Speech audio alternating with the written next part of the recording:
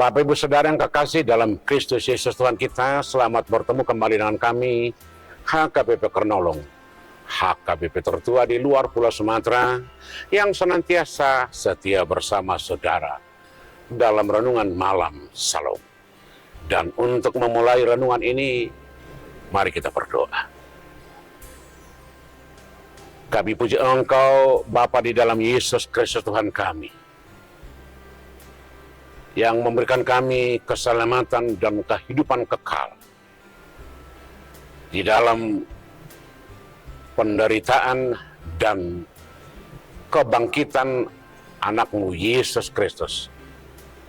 Kami mempunyai kehidupan kekal, dan biarlah kami beriman kepada Engkau dan kepada Yesus Kristus, agar kami menjadi orang-orang yang diselamatkan. Hanya di dalam Yesus kami berdoa. Amin. Saudara-saudara yang kekasih, firman Tuhan yang menjadi renungan untuk kita di hari ini, sebagaimana tertulis dan sudah ditetapkan dalam Almanak HKBP, kita ambil dari Yakobus pasal yang kedua, ayat 14 hingga ayat 17, dan yang menjadi ayat pembimbing adalah ayat yang ke-17. Demikian firman Tuhan. Demikian juga halnya dengan iman. Jika iman itu tidak disertai perbuatan, maka iman itu pada hakikatnya sudah mati. Saya baca sekali lagi. Demikian juga halnya dengan iman. Jika iman itu tidak disertai perbuatan, maka iman itu pada hakikatnya adalah mati. Demikian firman Tuhan. Saudara-saudara yang kekasih, salah satu ajaran Martin Luther, tokoh reformasi yang luar biasa itu, yang terkenal dengan istilah solanya. Sola Gratia, sola fide, sola scriptura. Sola fide, itulah ajaran Martin Luther, yang berarti hanya karena iman. Iman adalah pengharapan akan apa yang belum kita lihat dan kita harapkan. Hanya karena imanlah kita bisa punya pengharapan, bisa punya sukacita. Karena kita tidak tahu apa yang terjadi besok dan minggu depan atau bahkan tahun depan. Tetapi karena kita beriman kepada Tuhan, bahwa Tuhan akan menyertai kita, bahwa Tuhan akan memberikan yang terbaik bagi kita kalau kita setia. Dan kita beriman bahwa kita akan menerima keampunan dosa dan keselamatan yang kekal yang disediakan oleh Tuhan. Itulah yang membuat kita sekarang tetap punya sukacita, punya pengharapan, punya semangat, dan hal-hal yang mendorong kita untuk selalu setia dengan firman Tuhan. Tetapi saudara-saudara, iman tidak cukup. Walaupun dalam sejarah perjanjian lama, sebagaimana dikatakan oleh Paulus dalam tulisannya kepada orang-orang Ibrani, para leluhur kita, orang-orang kudus yang kita baca di Alkitab, yang diangkat oleh Paulus dalam suratnya ke jemaat di Ibrani pasal ke-11, bahwa mereka diberkati Tuhan, disertai Tuhan karena mereka beriman, mulai dari Henokh, Abraham, Sarah, Ishak, Yusuf, Musa, Daud, dan Elia yang terangkat ke surga. Tetapi saudara-saudara, kata Yakobus, tidak hanya beriman, harus berbuat. Beriman berarti percaya. Tetapi bukan hanya percaya, tetapi harus yakin. Artinya, iman itu harus lahir dari keyakinan akan tindakan dan perbuatan Tuhan. Boleh-boleh saja kita beriman kepada Tuhan, tetapi kita tidak percaya akan apa yang telah dilakukan Tuhan. Tetapi kalau kita sudah percaya dan beriman, itu artinya bahwa seluruh kehidupan kita berasal dan berakhir dari Tuhan. Lebih lanjut, Yakobus berkata, sebagaimana arahannya kepada jemaat mula-mula.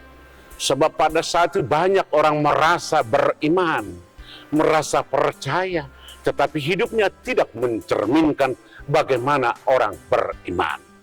Mereka hanya melakukan ritual-ritual, hanya melakukan yang diperintahkan, hanya dilakukan apa yang sudah diaturkan.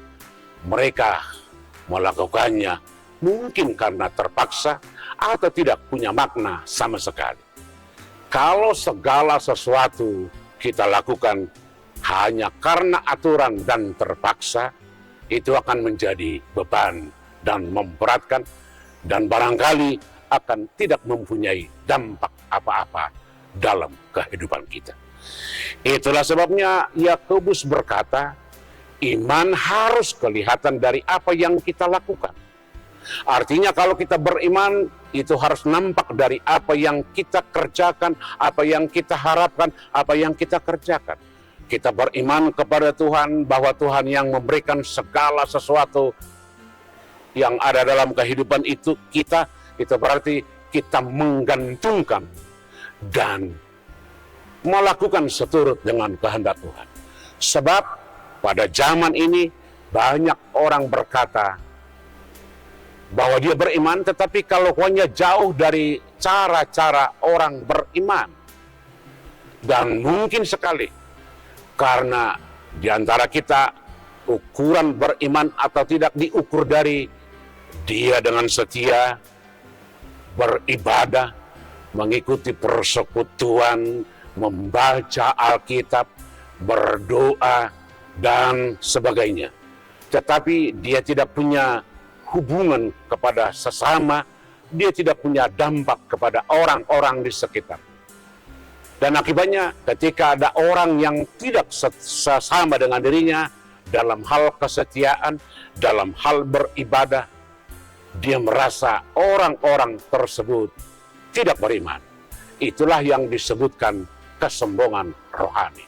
Betapa kita merasa kita lebih kudus, lebih percaya, lebih dekat dengan Tuhan karena kita mengikuti segala aturan-aturan dan ketaatan-ketaatan dan segala ritual-ritual.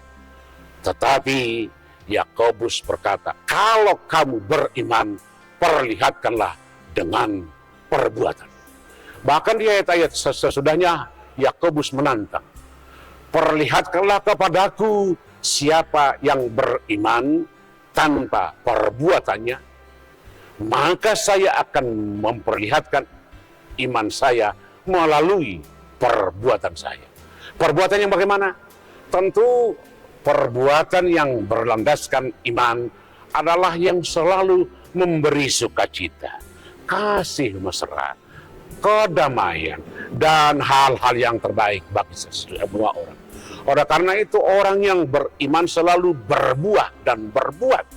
Bukan hanya omongan, bukan hanya kata-kata, bukan hanya teori, tetapi bagaimana dia melaksanakannya. Imannya harus terlihat dari bagaimana dia bertindak dan bekerja dan berbuat. Biarlah perbuatan kita memperlihatkan bagaimana kita beriman. Biarlah perbuatan kita memperlihatkan kita sebagai orang-orang yang selalu bersama dengan Tuhan. Amin. Kita berdoa. Tuhan Bapa di sorga, di dalam Yesus yang kami imani sebagai gembala dan keselamatan kami.